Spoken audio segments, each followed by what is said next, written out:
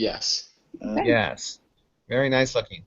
Okay, this is Brother Wolf. And tonight we have group one that is going to present on ASCs. And I will turn the time over to them whenever you're ready. Okay. All right. Here's our presentation on ambulatory surgery centers. And we're going to get started right away with hospitals are perhaps the most complicated business enterprise ever created by mankind, and this PowerPoint will kind of give shine a little light on why that is. Okay, what is an ASC? So ambulatory surgery centers are healthcare facilities that offer patients the convenience of having surgeries at home. Outside of a hospital setting, they don't require staying overnight. It has to be 23 hours or less. There's lots of procedures. We'll talk about what those are later on.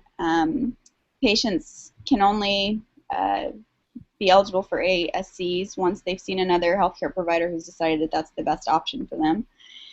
Avoiding overnight stays and less time in the hospital always means less money. So there's cost savings there.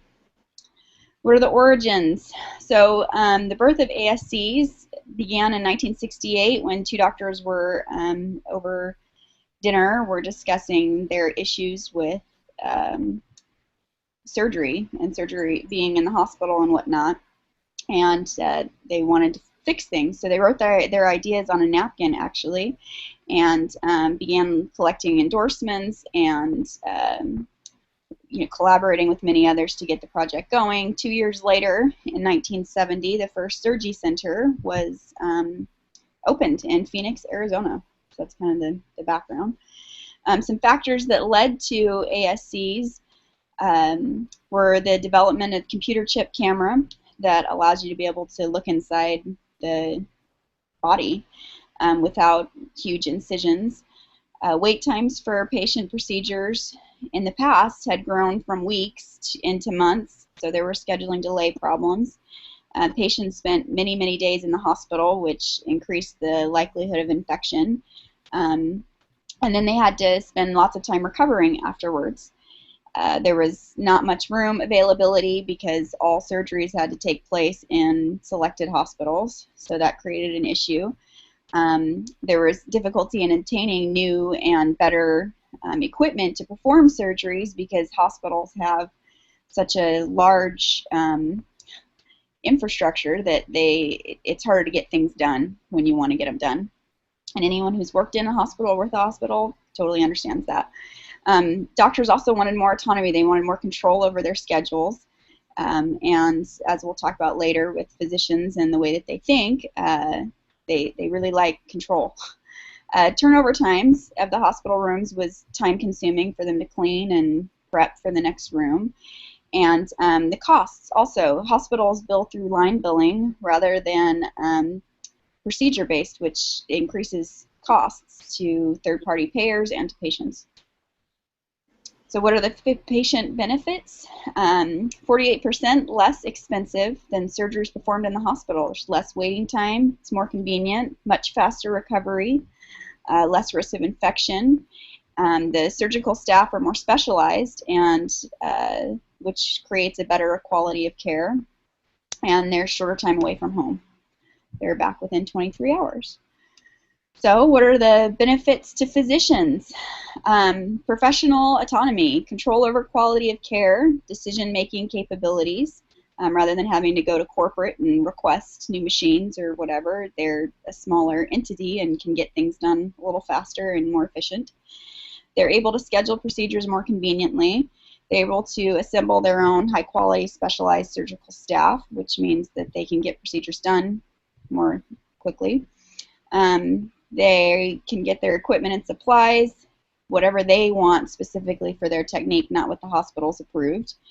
And they can design their own facilities to their specifications, which means they can keep costs down and keep a bigger piece of the profit pie.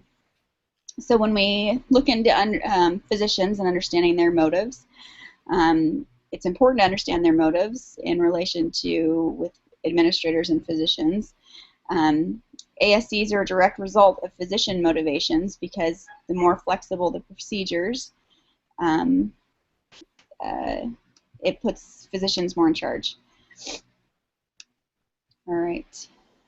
All right, what about the politics? So the politics of ASC ownership, operation, and performance work like most businesses. The CEO is the transition from the ownership, whether it's a physician board, private, or hospital owned, to the employees, the ambulatory surgery center. The CEO and administrator make sure that the ASC is running properly and that employees and patients are happy. So what about the development? What issues can come about when you're trying to start up an ASC? There's different laws that make it difficult for an ASC to get started. The Certificate of Need program is used to see if the facility is actually necessary in that area, and that can prevent an ASC from being approved. It's better to invest in an existing ACS rather than start up a new one.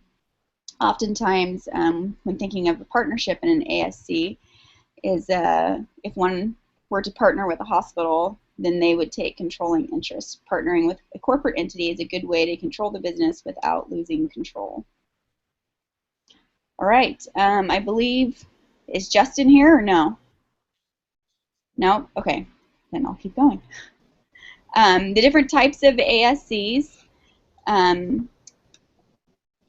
Okay, so the departments and functional components of an ASC pre-op, patient interview, that's where you collect medical history, and then there's an operating room where the surgery is performed, and then post-anesthesia care unit, where the patient is monitored for reactions, and then there's a recovery and discharge.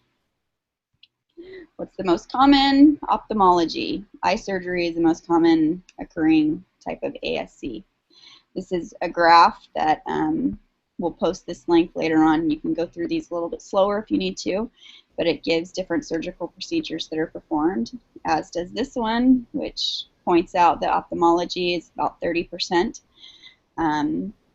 of the ASC, what happens with ASCs. What's a transfer agreement? To receive a Medicare license, which means you can bill Medicare and they'll reimburse you, each ASC is required to have a transfer agreement with a local hospital or recovery center where, if needed, the patient can be transferred to their facility past the 23-hour limit. So what's a licensed recovery center? A licensed recovery center extends the patient beyond that 24-hour stay. All right, is this Robbie? I think I could do this. Yeah, this is you. Okay. I'll do this one. Okay. All right. So the financial aspects, medical procedures performed in 2002, the cost of 88% of what it would cost in a hospital, and today it is 55% of the cost, and for medical procedures, and the average of all services performed in the ASC is about 47% less than the hospital. And on average, the Medicare programs and its beneficiaries save $2.3 million each year because they pay less than procedures performed in hospitals that would be the same rate. So here's some charts that kind of show different procedures and what the patient costs in a hospital or the ambulatory surgery centers would cost, and the Medicare costs as well. And then, why does it cost so much less than hospitals? It's lower overhead costs, no line item pricing, no markup on implants, increased efficiency, no overnight stay, so that causes less costs. Reimbursed by previously contracted amounts, which creates incentives to keep costs down. Quicker turnovers of operating rooms means more procedures performed in less time. What is the most expensive item for ASC? Turnover time and surgeon's tardiness are said to be the most costly expense, followed by cost supplies like anesthesia.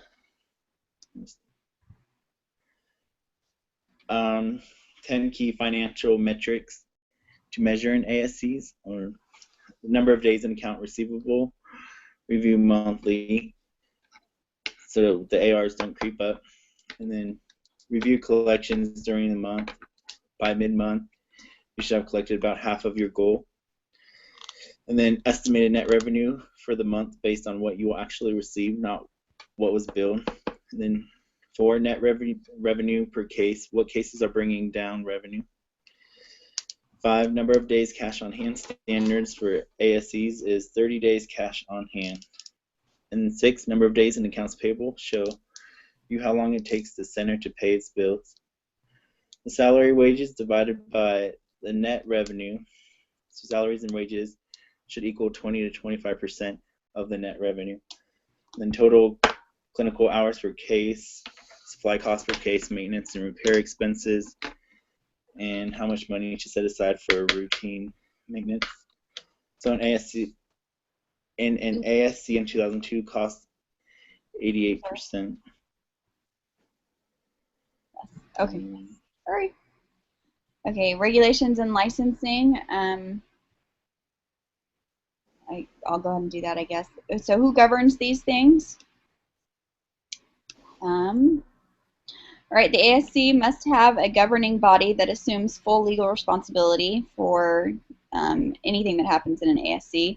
And that governing body has oversight and accountability for quality assessment and improvement. And it also gives them something to base how they're doing on these programs or these legislations and whatnot. So every ASC must comply with laws and regulations from both state and federal levels. And each state sets forth its own licensure requirements, but they all require ongoing inspection and reporting. The states without licensure requirements are Idaho, West Virginia, Wisconsin, and Wyoming. In 28 of the 46 states, accreditation by a third party is required for a part of licensure. The 3 accrediting bodies are the AAAHC, the AAASF, and JACO. All right, other agencies related to ASCs are CASC, and I'm not going to go through and read them all out. Again, you guys can go through this more slowly later on, but the Board of Ambulatory Surgery Center, OPS, is a hospital outpatient perspective payment plan, which has payment lists and rates for surgical procedures.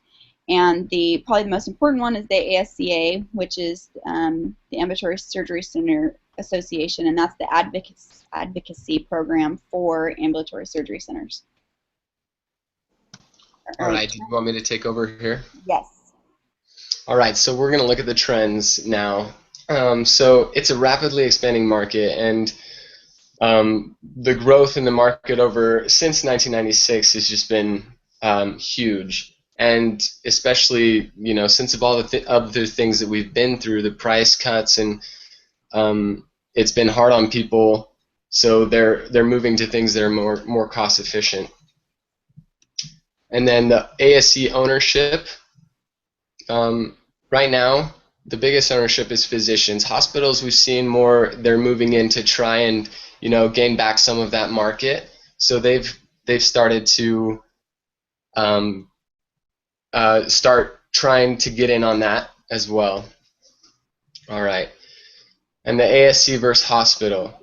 An example that we have is Madison Memorial Hospital acquiring North Fork Surgical Center. And benefits from that are added support from the local surgeons and how they work together to combine the two. And so that kind of changed the dynamic of it, though, and made it not for profit business, but it's community owned. All right. And then the ASC statistics, you guys can go through some of these, and it talks about the total number of ASCs, profit versus nonprofit, urban versus rural spread. Technological advancements have helped with the ASC growth. We've seen with surgeries that are less invasive, there has been more of a chance to use these in smaller operating room settings. And a big example of this is LASIK eye surgeries, and that's definitely impacted the growth of ACSs around the country. And then we're going to move into the administrative side of this. There's a lot of administrative implications relating to ASCs, and there's challenges involved with that.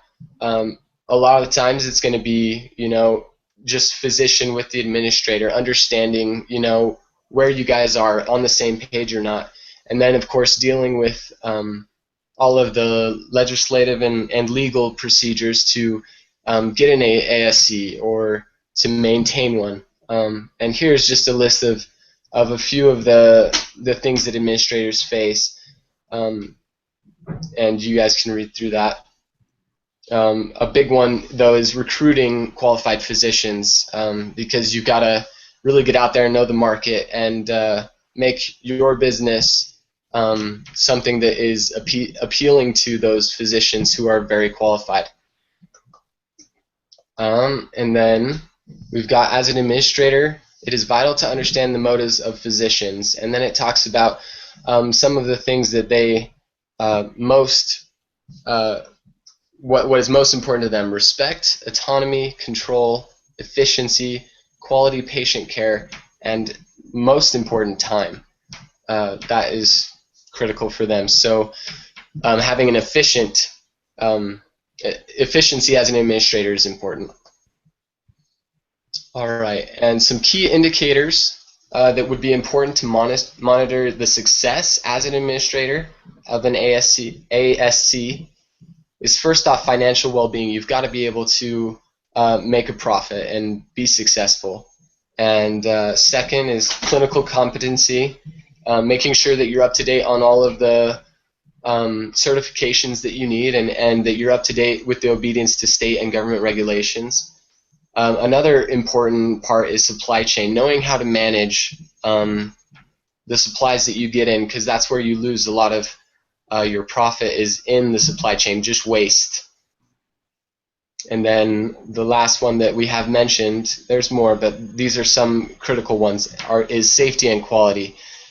A main factor that really brings people to ASCs are the fact that the quality is much higher than what you'd get at a hospital, and so you've got to always make sure that you're up to date on that and that you guys are ahead of the crowd. And then if you want to specialize as an ASC administrator, what you'll need is a bachelor's degree or master's degree. And to be honest, most honestly, it's master's degree that they're looking for, and in healthcare administration, nursing, or business administration. And then most facilities are wanting 5 years for experience, which can seem a little daunting, but that's just what they want, and they want that experience to be in, certification. Do you know how to get that, how to qualify for the CASC certifications, and how to make sure you're up to date on Medicare and qualify for those as well.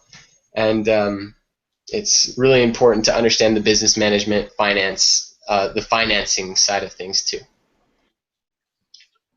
And then we've got what is on the CASC exam. You got regulatory and legal issues, finance, delivery of patient care, quality management, and human resources. It's administered by the BASC. And then you've got our work side. And then on one final note of this, the whole administrative side, in speaking with, sorry, I'm going all over the place. In speaking with some administrators, or an administrator of an ASC, of a hand surgery center that I spoke to, I asked them what they felt like the biggest challenge was in their operation, and of course they mentioned making sure that your accounts receivable are up to date and whatnot, but that the most frustrating part for him was that the surgeons were almost always late and would push things back. Surgeries that are supposed to start at 8 in the morning don't get started until 10 or 11 o'clock because the surgeons just don't come in, and because they are the boss, there's not a whole lot that these administrators could do to prompt them to come in, and the rest of, and they have a really hard time. The turnover is really hard for supportive staff because they don't like that they were supposed to be in at work at 8 o'clock in the morning for a surgery and it didn't start until 10, and so now they're not getting home until 9 o'clock at night when they should have been able to go home at 7, and so they've had a lot of NPs and other supportive staff who have quit because of that, and that was what he mentioned was the hardest part of being an administrator. And that, I believe, is our... Yeah, I heard that. Very well done. Thank you so much. Let me just ask a couple questions, and I'm going to just highlight some other things. You guys did a great job. So I think, Yolanda, you were the one who was talking about the very first ASC. Did you guys come across the specialty of those physicians who started that first one? Do you remember what kind of specialty they were? No, I don't. I don't remember what kind of specialty where they were. What was it? So it's kind of interesting because you'd think, this is an ambulatory surgery center, you'd think, oh, surgeons came up with this idea. It was actually anesthesiologists who were the first. Oh, yes. Yeah. Yeah, you may remember reading that. So that's kind of interesting, I thought, that anesthesiologists were the first ones to come up with it. But if you think about it, they're just as much involved in the surgery, obviously, as the surgeon. And they're concerned with efficiencies and their own time as well. So that was interesting. The other thing you guys mentioned was kind of ownership. And, there's all sorts of different types of ownership, right? You can have for-profit hospitals that own ASCs, not-for-profit. You can have different physician groups. You can have joint ventures where a physician group as well as hospitals kind of combine and they have a joint venture. You can have corporate entities that have ASCs. And you may have said this, but I may not have caught it. Of all of those different types of ownership arrangements, which one is the most common? Which group owns the highest percentage of ASCs, I guess is another way to ask. It's physician-owned. We had a graph on that down here. Yeah, exactly. It's physician-owned. In general, it's physician-owned, but you guys did talk about ophthalmology is also, I think, the most common one. The pie in the bottom left of all that purple, that's physician-owned. Yeah, they are the highest. Good, so that's good. Right there. The other thing you mentioned was, Robbie, I think you mentioned that ASCs are not allowed to mark up the implants, and I'm glad you mentioned that. That's kind of an important thing, as opposed to hospitals that can sometimes mark up some of these implants and things, but ASCs are not allowed to do that. Yeah. The other thing I wanted to ask is, so how would, you hear the term ambulatory, and it's in the name, ambulatory surgery center, and it means different things to different people. What are some of the definitions you guys came across, or you just know from your own personal knowledge of what does the word ambulatory mean? It actually means walking. Yeah. To ambulate means to walk, and so an ambulatory surgery center just basically means that it's that you can walk out of, kind of, is how it came up with. Yeah. And that some people hear the word ambulance because it has the same, and they think ambulance, that's not walking. Yeah. So it does have different terms and different meanings, and you're right. Like in a clinical sense, ambulatory means you're able to walk from one place to another. I just don't want folks to get confused that for ambulatory surgery center, what we mean in the healthcare industry is it means it's outpatient. So you are correct that in a clinical sense it means you can walk, but for the purpose of our kind of class, and actually in healthcare administration, and it's not just ambulatory surgery centers. You can have ambulatory procedures and that sort of thing. And generally, people mean outpatient when they use that term. Kind of keep that in mind, because you'll hear people use the word ambulatory different ways. But for our purposes in healthcare industry, we're going to kind of refer to that as outpatient. The other thing is that you talked a little bit about lower infection rates in an ASC, and there's lots of reasons why that might be. Did you come across any, or can you think of any that might come to mind? Why would ASCs have lower infection rates? Well, for one, you're not there as long, so there's not as much time to get infected. Two, when you're in a hospital, there's so many different types of issues going on. There's different sicknesses that, the person that's across the hall from you, or sometimes even in the gurney next to you, may have something going on that you don't. Whereas in an ambulatory surgery center, you're in there, you're in a recovery for someone who's just had exactly what you've had done, and they're moving out of there just as quickly as you are. Yeah, that's exactly right. So what you've kind of said is, in general, now this is not always the case, but in general, the patients that go to an ASC are less sick.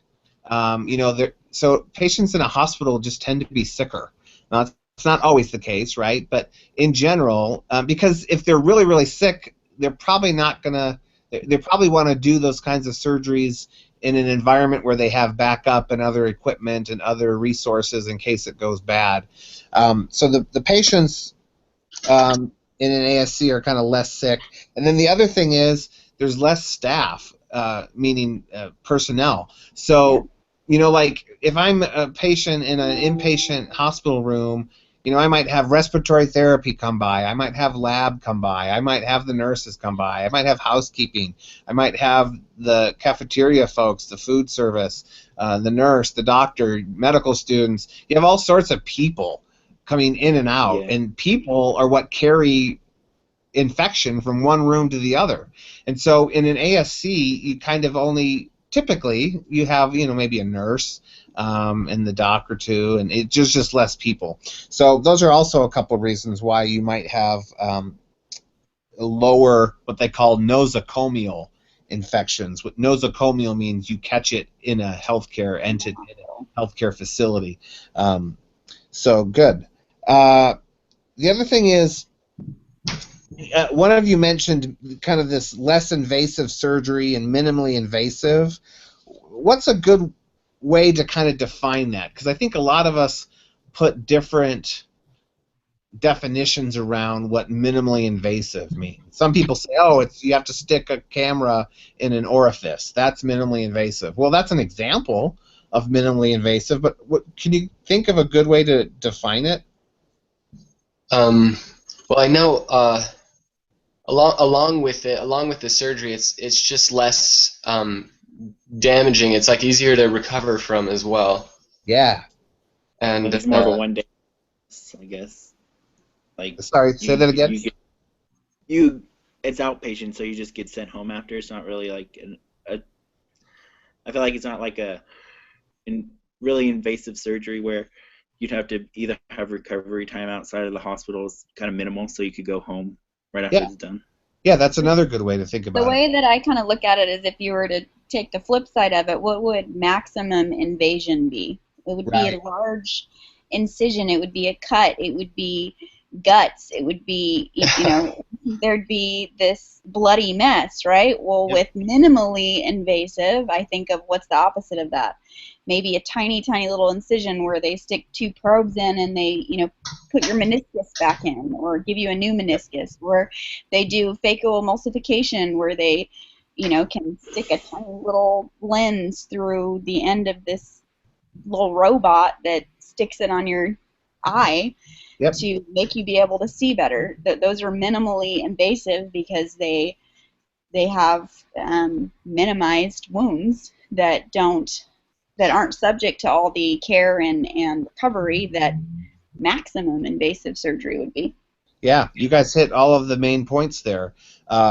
And you're absolutely right. It just means minimally invasive means it's less invasive than the open procedure, or the maximum procedure is, I think, the word you used. So it's, you know, think of like you were saying, you can do knee surgery on the meniscus by cutting it open with a large incision and opening the whole thing up, or you can do it with small incisions. You can do, let's say somebody needs a biopsy of a polyp of the nose in the nasal cavity. You could open them up and do that, or you can stick in a camera that has a little biopsy kind of probe on there, and you can biopsy it. So that's minimally invasive. So think of it just like you were saying. It just means it's less invasive than the open procedure. And when I say open procedure, I mean the procedure where you're kind of cutting open that area completely open. So good. So small incision. Yeah, small incisions are an example, though. So don't. But it doesn't even have to be a small incision. They can go up through the nose. They can can do natural orifice surgeries where through women they can go that way, or down the nose.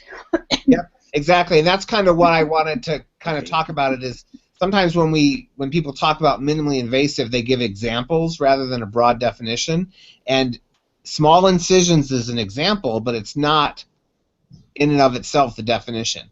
Or natural orifice surgery, like a cystoscopy where you go through the urethra, that didn't require any incisions, but it's minimally invasive because it's going through a natural orifice. So both of those are examples.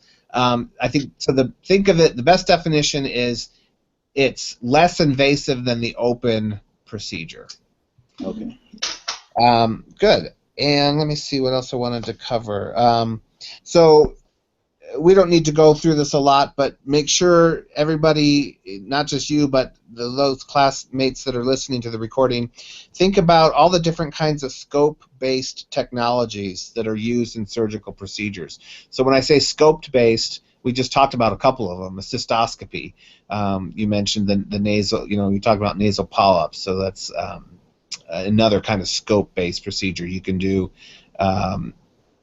surgeries through a laparoscope. That's another example of scope-based.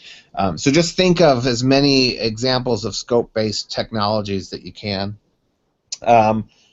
And just checking my notes here. I think we covered just about everything. So excellent work. So if you guys would be so kind as to just post your slides or a link to them, however it works best for you, on the discussion board. And just check the discussion board this week, answer people's questions. So the material that we've covered in this presentation, both the material you've covered and some of the things I've highlighted, is probably a really good way to prepare, as well as for the end of this module. It's called an exam, but I think there's only 10 questions. It's not like it's a major undertaking. It shouldn't take you too long. That plus, obviously reviewing any of the material. But and so if you would just kind of watch the discussion board, answer questions and that sort of thing, and that'll help everyone prepare. Okay. All right. Any last-minute questions or comments? Do we need to post some questions about this? No, you don't have to. As opposed to, our other course, Yolanda, where that's why I was asking. Yeah, in that assignment, your group was more in charge of engaging the class. This one, you guys have already kind of done that with your presentation. You don't have to be asking a bunch of questions, but just monitor it in case somebody says something that's not accurate. You can jump in and say, no, we actually found out it was anesthesiologists who started the first ASC or something. Okay, and I'll change that right afterwards before we post the link in the discussion board, so that I'll just add and clarify that it's anesthesiologists and not surgeons. Yeah, no, that's fine. Yeah, so just kind of watch it and monitor it and help people out, but you don't have to do a lot of extra posting. Okay. Excellent. Good job. Have a great night. Thanks, Professor. Okay. Have a good night. Bye-bye. Thank you. See ya.